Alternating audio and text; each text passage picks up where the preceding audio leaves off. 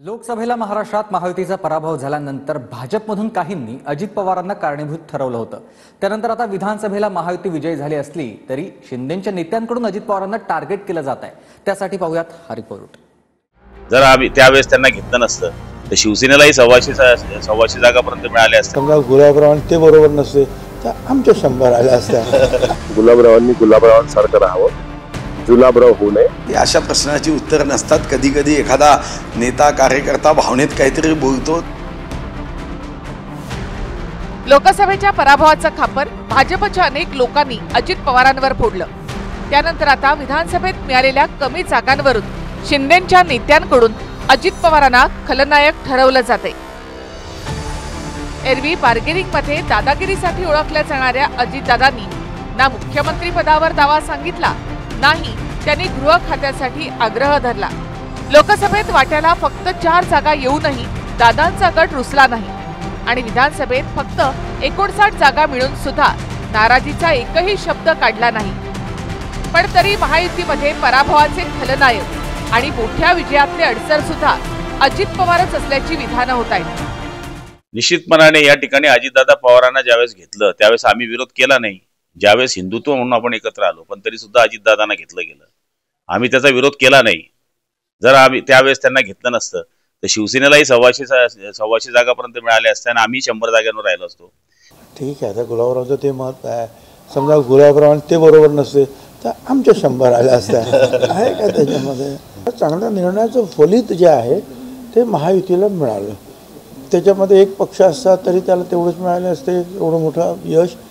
2 पक्ष असतील तरी 3 पक्ष तरी कोणी असतं तरी हे चांगल्या निर्णयाचा हा परिपाक आहे। गुलाबराव पाटलांचा तर्क असा आहे की जर अजित पवार महायुतीमध्ये नसते तर शिंदेंच्या शिवसेनेला 288 पैकी 125 जागा आरामात लढायला मिळाल्या असत्या। त्यापैकी आम्ही 100 जागा जिंकून उर्वरित 163 जागा भाजप आणि मित्र पक्ष लढले असते। भुजबळांचं म्हणणं आहे की जर शिंदेच महायुतीमध्ये नसते तर 125 जागा लढून आम्हाला सुद्धा 100 जागा मिळाल्या असत्या आणि उर्वरित 163 जागी भाजप लढली असती। महायुतीमध्ये शिंदेंच्या 81 पैकी 57 जागा आल्या। स्ट्राईक रेट जवळपास 70% राहिला। 59 पैकी 41 जागा जिंकणाऱ्या अजित पवारांचा स्ट्राईक रेट जवळपास 69% होता आणि 149 लढून 132 जागा मिळवणाऱ्या भाजपचा स्ट्राईक रेट जवळपास 80% राहिला। या स्ट्राईक रेटनुसार जर भाजप स्वबळावर 170 जागा लढली असती तर 145च्या बहुमताचा आकडा त्यांनी एकट्यानेच पार केला असता। पण अद्याप शिंदे दादांच्या नेत्यांच्या वादात भाजपनं उडी घेतलेली नाहीये। लोकसभेला 15 पैकी 7 खासदार जिंकणाऱ्या शिंदेंच्या शिवसेनेचा स्ट्राईक रेट जवळपास 46 होता। 4 पैकी 1 जागा जिंकणाऱ्या अजित पवारांचा स्ट्राईक रेट 25चा आणि 28 पैकी 9 खासदार जिंकणाऱ्या भाजपचा स्ट्राईक रेट 32 राहिला। तेव्हा लोकसभा निकालानंतर भाजपचा आकडा घटला म्हणून भाजपच्याच काही नेत्यांनी दादांवर खापर फोडलं होतं आणि आता विधानसभेला अजून आकडा वाढला असता म्हणून शिंदेंच्या नेत्यांनी सुद्धा अजित पवारांना टार्गेट केलंय। लोकसभेपासून महायुतीमध्ये अजित पवार सॉफ्ट टार्गेट झाल्याची चर्चा राजकीय वर्तुळामध्ये आहे।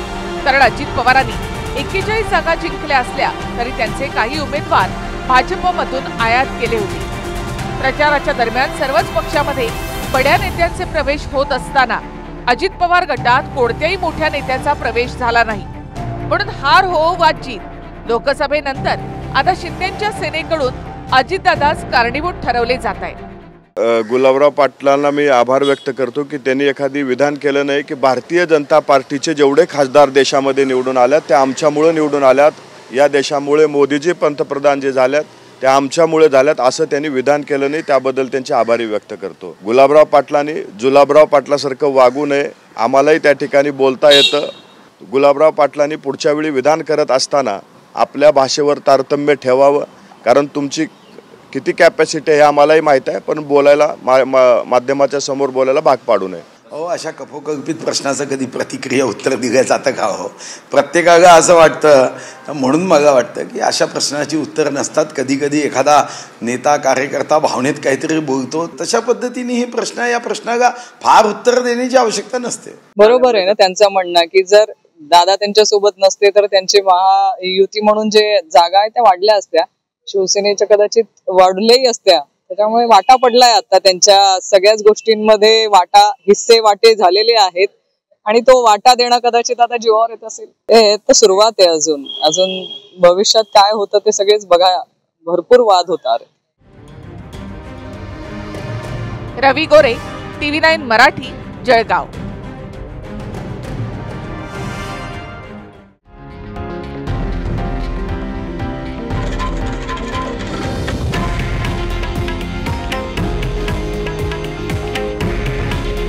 हे आहे देशातील नंबर 1 न्यूज नेटवर्क आणि आपण पाहत आहात TV9 मराठी.